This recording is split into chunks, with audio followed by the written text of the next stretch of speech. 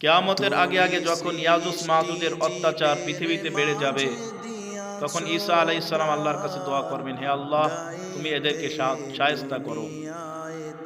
তখন আল্লাহ তাআলা নাগাফ নামক এক প্রকারের পোকা ইয়াজুজ মাজুজের ঘাড়ে ছেড়ে দিবেন, যার কারণে একটি প্রাণী যেমনি ভাবে একসাথেই মারা যায়, ঠিক তদ্রূপ সমস্ত ইয়াজুজ মাজুজের বাহিনী একসাথেই মারা যাবে এবং তাদের লাশ এবং পচা গোশতে পুরা পৃথিবী দুর্গন্ধময় হয়ে যাবে।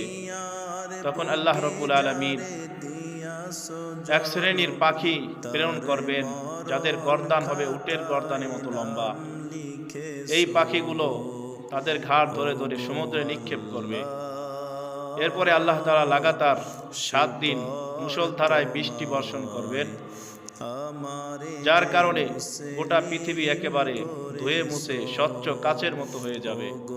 এভাবেই আল্লাহ তাআলা দুনিয়াকে ইয়াজুজ মাজুজ থেকে পরিষ্কার করবেন।